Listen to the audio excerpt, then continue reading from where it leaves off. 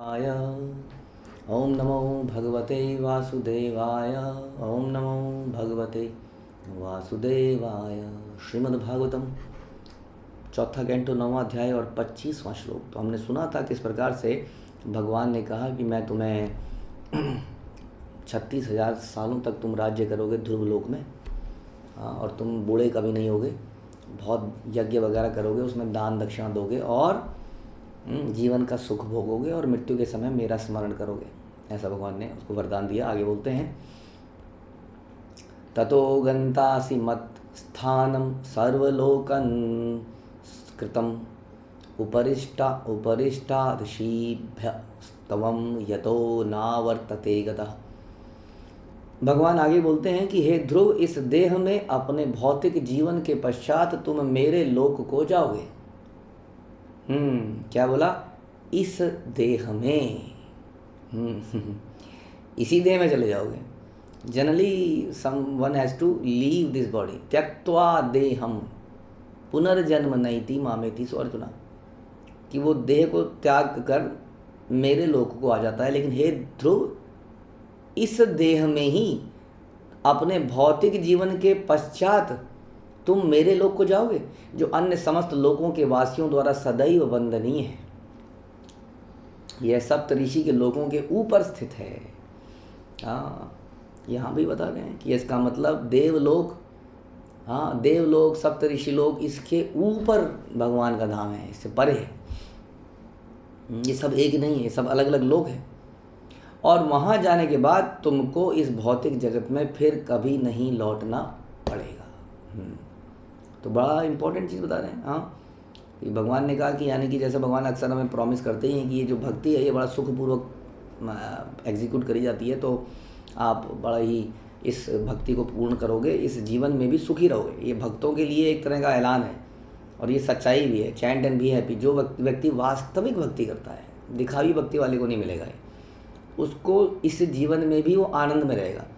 क्योंकि भक्ति वाला व्यक्ति, उसका सोच बड़ी डिफरेंट होती है, सोच का ही मैटर है सारा, और उस सोच से वो हमेशा आनंद में रहता है, बहुत सारे भगवान के प्रोजेक्ट्स को करता है और अल्टीमेटली भगवान के धाम चलाता है। तो इस प्रकार ध्रुव महाराज को भी ये बता रहे हैं कि तुम अच्छे से तुम रहोगे, तुम्हारी इंद्रियां भी सही नहीं है, उसके बाद तुम मेरे धाम में पहुंच जाओगे। इस भौतिक जगत में ध्रुव लोक भगवान विष्णु का धाम है, इसके ऊपर क्षीर सागर है। यहाँ बता रहे हैं प्रभुपाद कि इसी भौतिक जगत में ध्रुव लोक भगवान विष्णु का धाम है। तो ध्रुव लोक जो है बता रहे हैं ये भगवान विष्णु का ही एक धाम है। यहाँ पर भी इसके ऊपर क्षीर सागर है, जिसके भीतर श्वेत द्वीप है। यह तो क्षीर सागर श्वेत द्वीप जहाँ विष्णु जी रहते हैं, क्षीरोदक्षाई विष्णु, हाँ, वो इसके जस्ट ऊपर है। किसके ऊपर है? ध्रुव लोक के जस्ट ऊपर ये धाम है, जो कि इस जगत का एक तरह की एम्बेसी है, प्रभुपाद कहते थे। हाँ, क्षीर सागर में क्षीरोदक्षाई विष्णु जो रहते हैं, एक प्रकार का ये टेम्परेरी लोकेशन है। वैसे तो भगवान का जो धाम है वो इस भौतिक जगत के परे है, लेकिन इस भौतिक जगत में भी विष्णु एक्सटेंशन बनाते हैं। हम जानते हैं, आप महाविष्णु, गर्भोदकसाई विष्णु, क्षीरोदक्षाई विष्णु। अब गर्भोदकसाई विष्णु भी ब्रह्मांड के तले में लेटे हुए हैं, समझ लीजिए। तो हमारे लिए तो बहुत परे की वस्तु हो गई एकदम ही। हाँ, लेकिन क्षीरोदक्षाई विष्णु और अंदर ही हैं, समझ लीजिए। यहाँ बता रहे हैं ध्रुव लोक के ऊपर ही बता रहे हैं इसको। हाँ, तो यहाँ पर भी, यहाँ पर श्वेत द्वीप है। यह भी सूचित करता है कि यह लोक ऋषियों के सप्तलोकों के ऊपर है, और चूंकि यह विष्णु लोक है, यह अनंत समस्त लोगों द्वारा पूजनीय है। यहाँ यह प्रश्न उठाया जा सकता है कि प्रलय के समय ध्रुव लोक का क्या होगा। उत्तर सरल है, अन्य वैकुंठ लोकों की भांति ध्रुव लोक बना रहेगा। इस प्रसंग में विश्वनाथ चक्रवर्ती ठाकुर ने कहा है कि निवर्तते शब्द ही इसका सूचक है, यह लोक शाश्वत है। तो ये ध्रुव महाराज को बता दिया कि ultimately you will come back to me, don't worry. ऐसा नहीं है कि तुम फंस जाओगे कहीं पर। ऐसा ना कोई आदमी सोचे कि मुझे 36,000 साल तक आपने राज्य करने को बोल दिया, हे भगवान, अगर मैं फंस गया तो, इस राज्य के चक्कर में भोगों में लिप्त हो गया तो भगवान अपने भक्त की रक्षा करते हैं, क्योंकि वो कोई भी वस्तु को अपने आनंद के लिए, अपने ऐश्वर्य के लिए नहीं लिखता है, वो भगवान की सेवा में लगाता है। और इसको करने में उसको आनंद आता है तो वो आनंद को लूटता है। What is the problem? उसका आनंद क्या है? सेवा करना। सेवा करने में उसको आनंद आता है अलग अलग प्रकार से। इस प्रकार से वो परम बहुत बड़ा राजा होने के बावजूद, वेल्दिएस्ट पर्सन होने के बावजूद भी वो पद भ्रमित नहीं होता है। वो उसका भगवान उसको यहाँ आश्वासन दे रहे हैं, डोंट वरी, 36,000 सालों के बाद भी कुछ नहीं होगा, तुम मेरे पास आओगे। मैत्रेय उवाचा, मैत्रेय मुनि ने कहा इति अर्चितः सः भगवान् अतिदिश्य पदम दिश्यात्मनः पदम बालस्य पश्यता धाम स्वम अगात गरुड़ध्वजा। बालक ध्रुव महाराज द्वारा पूजित तथा सम्मानित होकर और उन्हें अपना धाम देकर भगवान विष्णु गरुड़ की पीठ पर चढ़कर ध्रुव के देखते देखते अपने धाम को चले गए। तो ये भगवान आए थे थोड़ी देर के लिए, ध्रुव महाराज से वार्तालाप करी, प्रेम संबंध दिए, ध्रुव महाराज को स्पर्श किया, ध्रुव महाराज ने ग्लोरीफाई किया, भगवान प्रसन्न हुए, भगवान ने वरदान दिए और अपना एक तरह से विष्णु लोक ही दे दिया और उसके बाद वहाँ से चले गए। सोऽपि संकल्पजं विष्णु पाद सेवोपसादितं प्राप्य संकल्प निर्वाणम नाति प्रीतो अभ्यगातपुरम। भगवान के चरण कमलों की उपासना द्वारा अपने संकल्प का मन वांछित फल प्राप्त करके भी ध्रुव महाराज अत्यंत प्रसन्न नहीं हुए और अपने घर चले गए।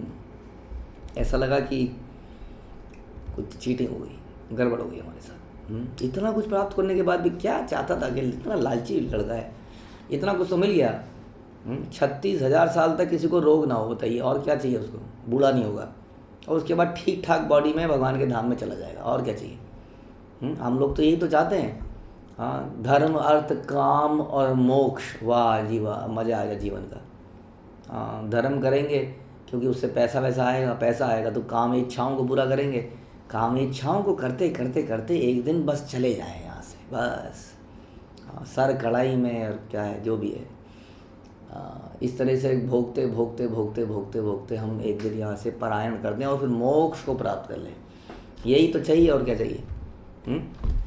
तो समझने का हम प्रयास करेंगे कि एक भक्त है, भक्त की जो प्रार्थनाएं होती हैं वो यही होती हैं कि ना फल ना धनम ना जन्म ना सुंदरिम कविताम व जगदीश काम है, कि मुझे क्या नहीं चाहिए, मुझे धन नहीं चाहिए, ना धनम ना जन्म, मुझे फॉलोअर्स एप्रिशिएटर वाह वाह करने वाले नहीं चाहिए, ना सुंदरी, मुझे कोई सुंदर स्त्री भी नहीं चाहिए, कविताम व जगदीश काम है, मुझे कोई ऐसा भी नहीं चाहिए कि मैं ऐसे भाषण दूं दुनिया में, लोग मेरा वाह वाह करें, मैं बड़ा इंटेलिजेंट साबित हो जाऊं अपने लेखन से या अपने बोलने से।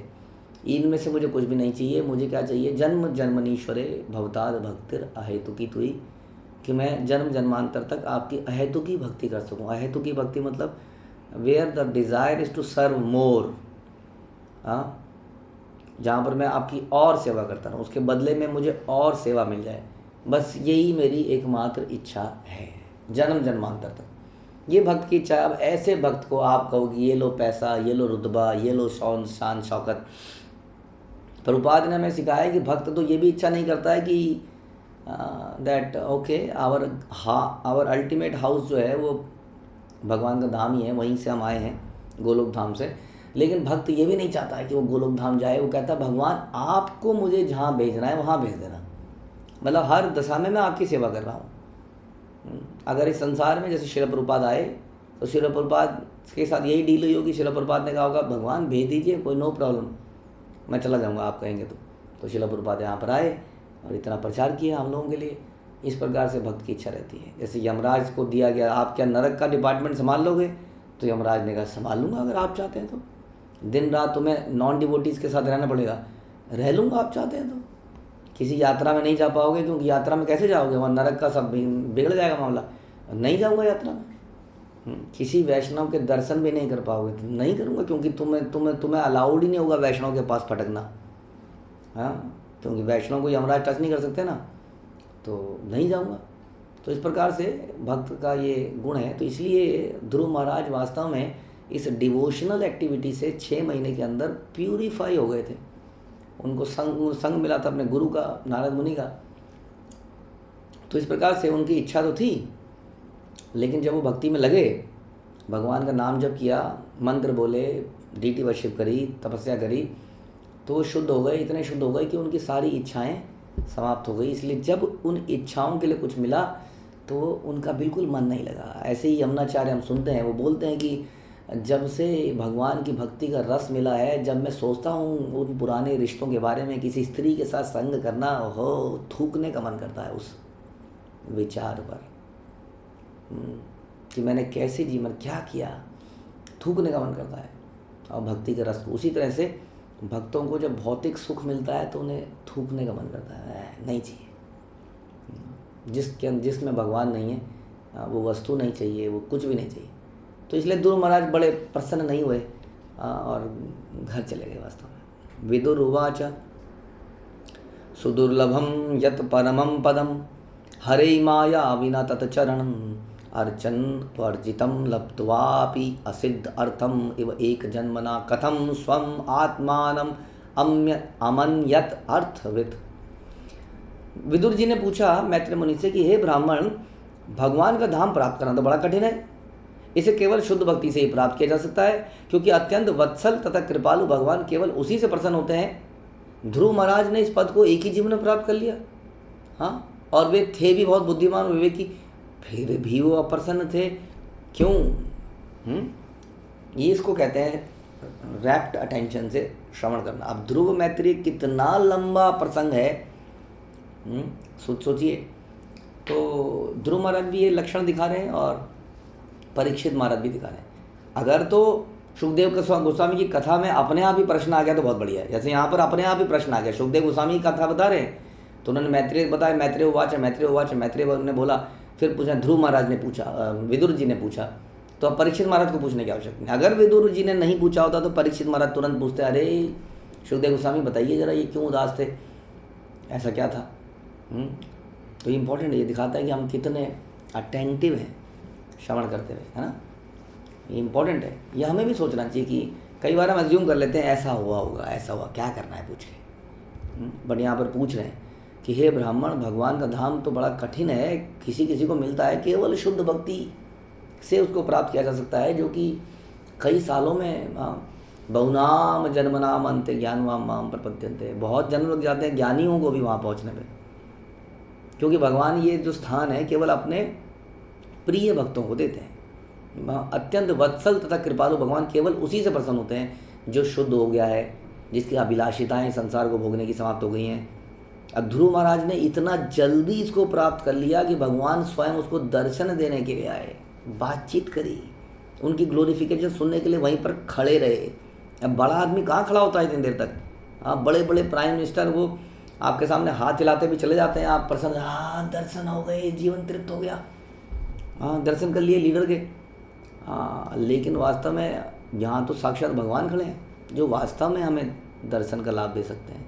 भगवान के दर्शन का लाभ है वास्तव में, किसी व्यक्ति के दर्शन का लाभ नहीं है। कभी भी ध्यान रखिए, किसी व्यक्ति के दर्शन से आप पवित्र नहीं हो सकते। इस प्रकार से वैष्णवों के दर्शन से पवित्र हो सकते हैं, उनका तो तिलक भी हमें पवित्र कर सकता है, उनकी वेशभूषा, उनके वचन हमें, इसलिए कहते हैं कि लव मात्र साधु संग सर्व शास्त्र का। हम साधुओं से मिलने के लिए इतने एक्साइट नहीं, आज वो आने वाले हैं, यहाँ पर आज आने वाले हैं, हम भी जाएंगे। We should be very excited to see Vaishnavas. वैष्णव नामे ते उल्लास, उनका नाम सुन के हमारे जीवन में उल्लास आना चाहिए, क्योंकि दे कैन प्यूरिफाई अस। और भगवान के बारे में क्या कहें, तो इनके सामने भगवान आ गए थे and he gave his personal time. सोचिए, ये पॉलिटिकल लीडर हमें पर्सनल टाइम नहीं देते हैं, वो सारे संसार के विजेता, कंट्रोलर, वो पर्सनल समय देते हैं एक व्यक्ति को। इतना कुछ होने के बाद भी ये ध्रुव महाराज प्रसन्न नहीं हैं। क्यों नहीं हैं, इसके बारे में क्या क्या चर्चा हुई हमने थोड़ा सा डिस्कस करा है, इसको हम और आगे चर्चा करेंगे अगले सत्र में। हरे कृष्ण। श्रील प्रभुपाद की जय, ग्रंथराज श्रीमद् भागवतम की जय। ओके, कविता माता जी एंड अमित गुप्ता प्रभु।